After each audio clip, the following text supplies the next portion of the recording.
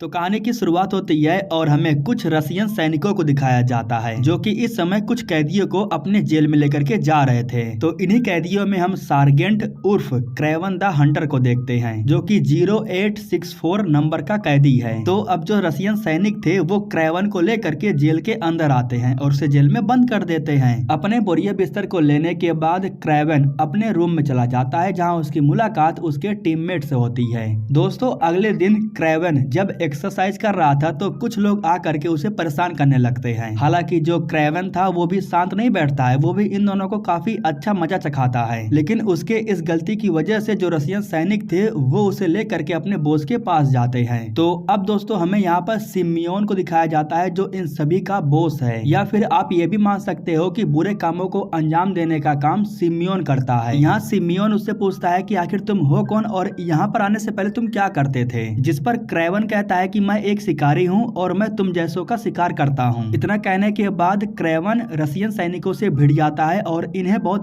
बुरी तरीके से मारता है। आखिरी में वो इनके बॉस को बड़े ही आराम से मार देता है। इसके बाद जब क्रेवन भाग रहा था तब हम देखते हैं कि उसके पास खास प्रकार की पावर है। उन्हीं पावर का इस्तेमाल करके वो दीवारों पर बड़े ही आराम से चढ़ पा रहा था। उसकी रफ्तार एक चीते की तरह थी, गोलियां भी उसका कुछ नहीं बिगाड़ पाती है। जेल से फरार होकर के जब वो बाहर आता है तब एक बड़ा सा तूफान उसके सामने आ जाता है। इस तूफान के बीच में एक भेड़िया भी था जो कि सिर्फ क्रेवन को ही देख रहा था। लेकिन जब क्रेवन उस भेड़िए की आंख में देखता है ना तब भेड़िया कुछ नहीं करता है, शांत हो जाता है। इसके बाद क्रेवन वहाँ से भागता है और वापस प्लेन में आकर के यहाँ से निकल जाता है। यहाँ हम देखते हैं कि वो किसी से बात कर रहा था, उससे वो कह रहा था कि मैंने काम पूरा किया, मैंने सिमियोन को मार दिया। इससे दोस्तों हमें यह मालूम चलता है कि क्रेवन जानबूझ करके रशियंस के जेल में गया था उनके बॉस को खत्म करने के लिए। अब दोस्तों यहाँ पर सीन शिफ्ट होता है और हमें 16 साल पहले न्यूयॉर्क सिटी को दिखाया जाता है। यहाँ पर दोस्तों हमें दिमित्री और उसके बड़े भाई सार्जेंट यानी कि क्रेवन को देखते हैं। जब ये दोनों कॉलेज में थे तब इन्हें लेने के लिए इनके पिता निकोलाई आते हैं। निकोलाई अपने दोनों बच्चों को बताता है कि तुम्हारी माँ की मौत हो चुकी है, उन्होंने खुद को फांसी लगा लिया। यह सुनकर के दिमित्री और क्रेवन दोनों ही बहुत निराश हो जाते हैं। हालांकि यहाँ पर बच्चे पूछते हैं कि क्या हम अपनी माँ का अंतिम संस्कार करने के लिए जा रहे हैं, जिस पर निकोलाई कहता है कि अंतिम संस्कार उनका किया जाता है जिनकी मौत होती है, तुम्हारी माँ ने खुद को फांसी लगाया है। तो अंतिम संस्कार करने के बजाय निकोलाई अपने दोनों बच्चों को लेकर के जंगल में आता है। दरअसल निकोलाई अपने दोनों बच्चों को ताकतवर बनाना चाहता था। वो अपने दोनों बच्चों को बताता है कि यहाँ पर हम सिर्फ शिकारी हैं, सामने वाला शिकार है, उनका हमें शिकार करना है। या मैं आपको बता दूं कि निकोलाई ड्रग्स का धंधा करता है, यानी कि उसका 2 नंबर का काम है। यहाँ तक कि वो जंगल के जानवरों का शिकार करके उनके खाल को भी बेचते हैं और यही काम दिमित्री और क्रेवन दोनों को नहीं पसंद है। अगले दिन निकोलाई अपने लोगों के साथ एक शेर का शिकार करने के लिए गया था। यहाँ उसके जो दोनों बच्चे थे वो उससे अलग हो गए थे। जिस शेर का शिकार करने के लिए ये लोग आए थे वो शेर इन दोनों के सामने आ जाता है। इस वक्त क्रेवन ठीक शेर के सामने था, लेकिन वो गन नहीं चलाता है बल्कि उसे नीचे कर लेता है, पता नहीं कैसे। लेकिन जब क्रेवन शेर की आंख में देखता है तो वो शांत हो जाता है, वो हमला नहीं करता है। लेकिन उसी वक्त निकोलाई आकर के उस शेर को गन से शूट कर देता है। शेर को गुस्सा आता है और वो क्रेवन के ऊपर हमला कर देता है। निकोलाई उस शेर को रोकने के लिए गन से उसे शूट कर रहा था, लेकिन वो शेर क्रेवन को घसीटते हुए लेके चला जाता है। दोस्तों इसी जंगल में हमें एक फैमिली को दिखाया जाता है जो कि जंगल सफारी पर आए थे। यहाँ पर हमें क्लेप्सो नाम करके एक लड़की को दिखाया जाता है। अचानक से वो अपने फैमिली को छोड़ करके जंगल की तरफ चली जाती है। दरअसल उसने उस शेर को देख लिया था जिसने इस वक्त क्रेवन का शिकार किया था। शेर उसके सामने आता है और क्रेवन की बॉडी को यहाँ पर छोड़ करके चला जाता है। क्रेवन को ठीक करने के लिए कैलेप्सो अपने पास से एक कांच की बोतल निकालती है जिसमें कुछ दवाइयाँ थी। ये दवाइयाँ जैसे ही वो क्रेवन को पिलाती है तो उसके अंदर अजीब किस्म की पावर आ जाती है। कुछ वक्त बाद यहाँ रेस्क्यू टीम आती है जो कि क्रेवन को लेकर के यहाँ से जाने लगती है। उसी वक्त कैलेप्सो अपना एक कार्ड उसके हाथ में रख देती है। अब इसके बाद क्रेवन को हॉस्पिटल में ले जाने के बाद उसका इलाज किया जाने लगता है, लेकिन यहाँ डॉक्टर्स ने हार मान लिया था क्योंकि वो बचने की हालत में बिल्कुल नहीं था। वो लगभग 3 मिनट तक मरा था, लेकिन उसके बाद अचानक से उसकी आंख खुलती है और वो अपने हाथों में उस कार्ड को देखता है जो कि कैलेप्सो ने उसके पास रखा था। कुछ समय के बाद क्रेवन से मिलने के लिए उसका भाई और उसके पिता आते हैं। वैसे इस वक्त क्रेवन को आराम करना चाहिए था, लेकिन उसके पिता छुट्टी ले करके घर चले जाते हैं। अब घर आने के बाद क्रेवन को मालूम चलता है कि जिस शेर ने उसके ऊपर हमला किया था उसके पिता ने उसे जान से मार दिया है। लेकिन दोस्तों क्रेवन को ये अच्छा नहीं लगता है। वो अपने पिता से कहता है कि आपको ऐसा नहीं करना चाहिए था। दोनों के बीच में बहसबाजी हो जाती है। इसके बाद क्रेवन गुस्से से अपने कमरे में चला जाता है। यहाँ जब वो अपने पुराने कपड़ों को देख रहा था तो उसके अंदर उसे वो शीशी मिलती है जिसके अंदर वो दवाइयाँ थी जिससे वो ठीक हुआ था। रात के समय में वो चुपके से इस घर को छोड़ करके जा रहा था, लेकिन तभी उसका भाई दिमित्री उसके सामने आ जाता है और उससे कहता है कि आप मुझे अकेला छोड़ करके नहीं जा सकते हो। जिस पर क्रेवन कहता है कि मैं ज्यादा दूर नहीं जा रहा हूँ, मैं वहाँ जा रहा हूँ जहाँ माँ अपने साथ वक्त बिताती थी। इतना कहने के बाद क्रेवन चला जाता है और सुबह में उसे नदी के किनारे एक बोट मिल जाती है। इस बोट के सहारे वो रसियन के एक अनजान जगह पर पहुंच जाता है। इस वक्त जब वो रोड पर था तभी उसे अचानक से अजीब आवाज सुनाई देती है। दरअसल बहुत सारे जंगली भैंसे थे जो उसकी तरफ भागते हुए आ रहे थे। हालांकि क्रेवन उनसे डरता तो है, लेकिन जंगली भैंसे उसे नुकसान नहीं पहुंचाते हैं, बल्कि एक भैंसा उसके सामने खड़ा होकर के एक प्रकार से उसकी मदद कर रहा था। भैंसों का झुंड चले जाने के बाद वो भी यहाँ से चला जाता है। इसके बाद वो जंगल के अंदर उस जगह पर जाता है जहाँ वो अपनी माँ के साथ वक्त बिताता था। तो इस तरीके से दोस्तों वो जंगल के अंदर बस जाता है और जानवरों के साथ रहने लगता है। एक दिन वो जंगल में एक हिरन की आवाज सुनता है। इसके बाद वो भी हिरन की तरह दौड़ने की कोशिश करता है और तभी अनजाने में वो एक लंबा छलांग लगाता है। इतना ही नहीं बल्कि वो सबसे लंबे पेड़ पर एक झटके में चढ़ जाता है। इस तरीके से क्रेवन को अपनी शक्तियों के बारे में एहसास होता है। वो दूर देखता है कि कुछ लोग हैं जो कि जानवरों का शिकार कर रहे हैं। जब वो वहाँ भाग करके जाता है तब उसे मालूम चलता है कि शिकारियों ने भैंसों को मार करके उनके सर को काट लिया है। क्रेवन गुस्सा हो जाता है और शिकारियों से कहता है कि तुम्हें ऐसा नहीं करना चाहिए था। इतना कहने के बाद वो दोनों शिकारियों पर हमला करता है और इन्हें जान से मार देता है। तो इस तरीके से दोस्तों क्रेवन अब जंगल के जानवरों का रखवाला बन जाता है। ये छोटा सा सीन दिखा करके हमें ये बताया जा रहा था कि आखिर क्रेवन के साथ असल में हुआ क्या था। अब सीन प्रेजेंट टाइम में शिफ्ट होता है जहाँ हम देखते हैं कि काम खत्म करने के बाद क्रेवन वापस से जंगल में आ जाता है और वो जंगल में उसी जगह पर है जहाँ पर वो अपनी माँ के साथ रहता था। अब दोस्तों सीन शिफ्ट होता है और हम देखते हैं कि कुछ रसियन माफिया लोग भैंसों का शिकार कर लेने के बाद उनके कटे हुए सर को लेकर के जा रहे थे, लेकिन इन लोगों को सबक सिखाने के लिए जो क्रेवन था वो इनकी गाड़ी के सामने आ जाता है। यहाँ पर जो आंद्रे था वो कहता है कि हट जाओ, हमें यहाँ से जाने दो, लेकिन फिर भी क्रेवन गाड़ी के सामने से नहीं हट रहा था।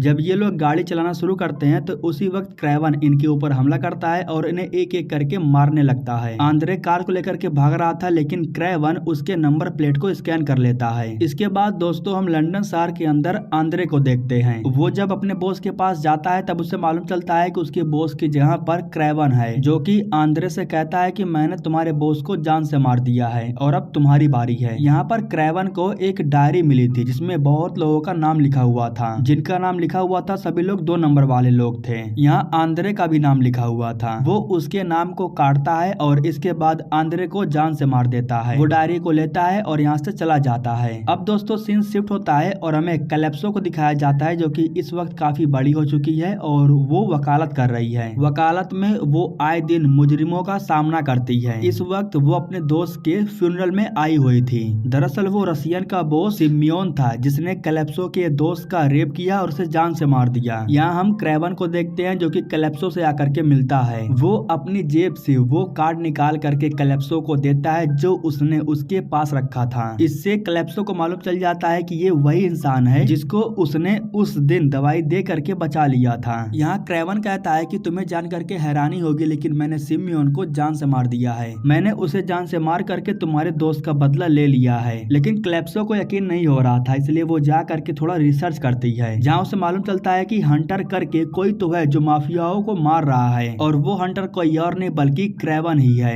कैलेप्सो को जब इस बात का यकीन हो जाता है तब वो दोबारा जा करके क्रेवन से मिलती है। कैलेप्सो उससे कहती है कि तुम भी तो एक प्रकार से मुजरिम ही हो जो लोगों को मार रहे हो। जिस पर क्रेवन कहता है कि मुझे फर्क नहीं पड़ता है, बुरे लोगों को मारना मेरा काम है। इतना कहने के बाद वो कैलेप्सो को एक लिस्ट निकाल करके देता है जिसमें उन सभी बुरे लोगों का नाम लिखा हुआ था। यहाँ पर वो कैलेप्सो से कहता है कि तुम एक वकील हो, आए दिन तुम्हारे अदालत में ऐसे लोग आते होंगे जो कि छूट जाते होंगे, पुलिस भी उनका कुछ नहीं बिगाड़ पाती होगी, तो मैं बस इतना चाहता हूँ कि तुम उनका नाम बताते रहना, मैं उनका सफाया करते रहूंगा। अब दोस्तों सीन शिफ्ट होता है और हमें राइनो नाम करके एक इंसान को दिखाया जाता है। ये बंदा भी अपनी गैंग चलाता है और बुरे काम करता है। जब उसका आदमी उसे बताता है कि सिमियोन को किसी ने जान से मार दिया है तो राइनो राइनो कहता है कि हमें उसके आदमियों के साथ हाथ मिलाना होगा, अगर ऐसा नहीं करेंगे तो हमारा काम रुक जाएगा।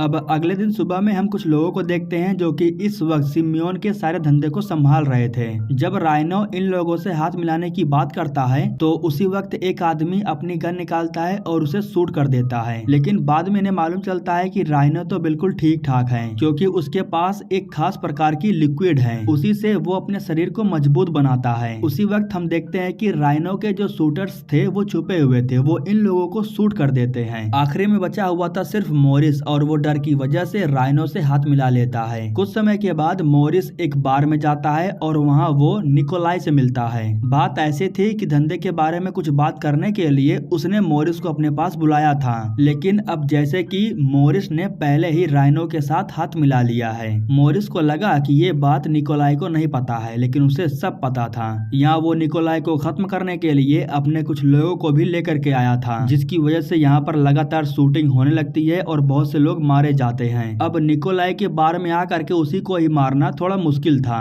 मोरिस के साथ उसके लोग भी मारे जाते हैं, और ये बात जब राइनो को मालूम चलती है तो वो बहुत गुस्सा हो जाता है। लेकिन यहाँ हम देखते हैं कि उसका आदमी उसके लिए एक पेन ड्राइव लेकर के आया था, और इस पेन ड्राइव में सेरगेट की वो वीडियो थी जिसमें वो जेल में घुस करके सिम्योन को जान से मारता है। लेकिन सबसे बड़ी बात ये थी कि अब राइनो को मालूम चल गया था कि हंटर कौन है जो लोगों को मार रहा है। सीन शिफ्ट होता है और हमें क्रेवन को दिखाया जाता है जो कि एक बिल्डिंग को पार करने के बाद अपने भाई से मुलाकात करने के लिए अंदर जाता है। दरअसल आज दिमित्री का जन्मदिन था, तो उसी को बधाई देने के लिए क्रेवन उसके पास आया था। वो अपने भाई से बहुत प्यार करता है। दिमित्री अपने भाई को लेकर के अपने बार में जाता है जहाँ ये दोनों ड्रिंक करते हैं। ठीक उसी वक्त यहाँ पर निकोलाई भी आ जाता है जो कि इनके साथ बैठ करके ड्रिंक करता है। हालांकि यहाँ निकोलाई अपने बड़े बेटे से कहता है कि हम एक फैमिली है, हमें साथ मिल करके रहना चाहिए, लेकिन उसकी बातों से क्रेवन को कोई फर्क नहीं पड़ता है। दिमित्री ने कुछ ज्यादा ही ड्रिंक कर लिया था, तो इसीलिए जो क्रेवन था वो उसे लेकर के घर छोड़ने के लिए आता है। इसके बाद जब वो यहाँ से जाने लगता है तो दिमित्री उसे यहाँ रुकने के लिए कहता है। वो जा करके सोफे पे सो जाता है, लेकिन जंगल में सोने वाले लोगों को सोफे पर नींद कैसे आएगी, तो इसलिए वो रात को उठ करके बाहर सोने के लिए चला जाता है। पेड़ के नीचे सोने के बाद सुबह में जब उसकी आँख खुलती है तब वो फिर से अपने भाई से मिलने के लिए बिल्डिंग में जाता है, जहाँ उसे मालूम चलता है कि उसका भाई बिल्डिंग से गायब है, यानी कि उसे कुछ लोग किडनैप कर लिए थे।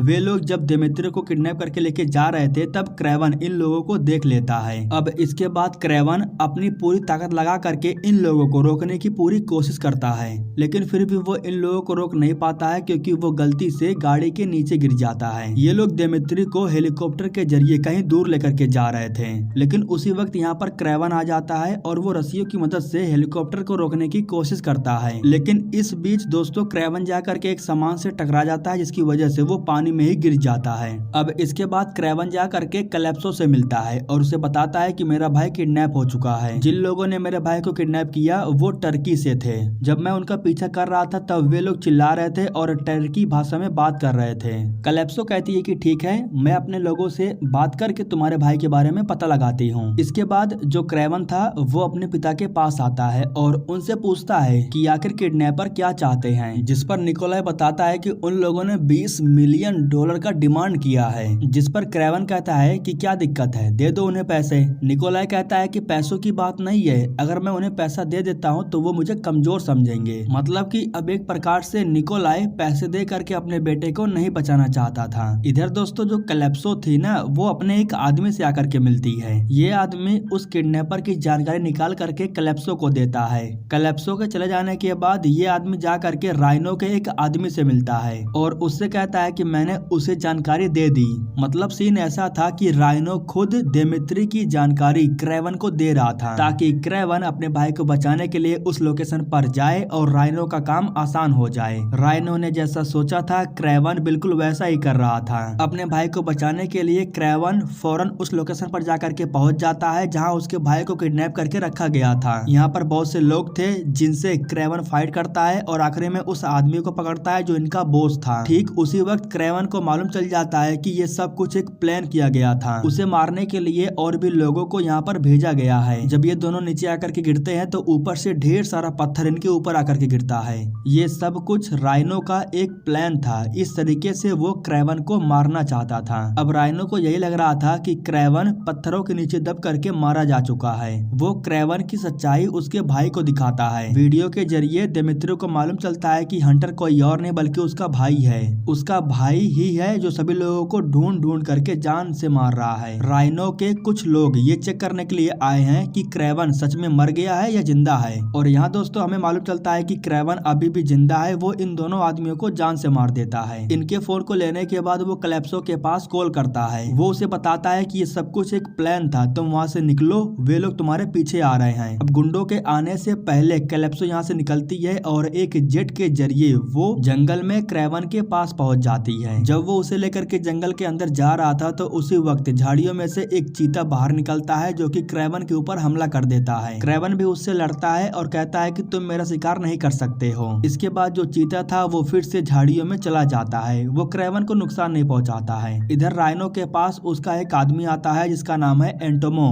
वो राइनो के लिए एक जानकारी लेकर के आया था। वो राइनो से कहता है कि ये फूल मुझे हमले वाली जगह पर मिली जो कि क्रेवन का है और ये फूल जंगल में कौन सी जगह मिलती है ये मुझे अच्छे से मालूम है। तो अगर हम इस फूल वाली जगह पर जाए तो हमें क्रेवन वहाँ जरूर मिलेगा। इधर हमें दिखाया जाता है कि जो क्रेवन था वो कैलिप्सो को लेकर के जंगल के अंदर उस जगह पर आता है जहाँ वो रहता है। वो अपने पास से बोतल की शीशी निकालता है और कैलिप्सो को दिखाते हुए उससे पूछता है कि ये तुम्हें कहाँ से मिली। इसी की वजह से मैं ठीक हुआ था, मुझे ये और चाहिए। जिस पर कैलिप्सो कहती है कि इसे मेरी दादी माँ ने बनाया था। उन्हें जड़ी बूटियों के बारे में बहुत कुछ मालूम था, उसी से उन्होंने इस ताकतवर सीरम को बनाया था। काफी समय पहले मेरी दादी माँ की मौत हो चुकी है और अब ये सीरम मेरे पास नहीं है। अब दोस्तों सीन शिफ्ट होता है और हमें दिखाया जाता है कि राइनो जंगल की तरफ आ रहा था अपने सभी लोगों को लेकर के। एंटोमो के पास एक खास प्रकार की दवा थी जिससे वो क्रेवन को मारने वाला था। अब कुछ समय के बाद ये लोग उस जंगल में जाकर के पहुंच जाते हैं। अब जंगल के अंदर राइनो के लोग चारों तरफ फैल जाते हैं और उस फूल वाली जगह को ढूंढने लगते हैं। इस बीच दोस्तों हम यहाँ क्रेवन को देखते हैं जो कि इन लोगों को चुन चुन करके मार रहा था। चीखने चिल्लाने की आवाज सुन करके राइनो कंफर्म हो जाता है कि क्रेवन यहीं पर है। क्रेवन से फाइट करने के लिए एंटोमो आता है। उसके पास जो जहर था उसे वो क्रेवन के शरीर में इंजेक्ट कर देता है। इसके बाद इन दोनों के बीच में फाइट होने लगती है और जो एंटोमो था वो अपने जादू का इस्तेमाल करके बार बार बच जा रहा था। आखिरी में जब वो क्रेवन को गन से शूट करने वाला था तभी उसी वक्त जो कैलिप्सो थी वो उसके ऊपर तीर से हमला करती है, जिसकी वजह से फाइनली एंटोमो की मौत हो जाती है। यहाँ कैलिप्सो को जब मालूम चलता है कि क्रेवन के शरीर में किसी प्रकार का जहर को इंजेक्ट किया गया है तब वो अपने दादी माँ की सीरम को निकालती है और उसे क्रेवन को पिला देती है,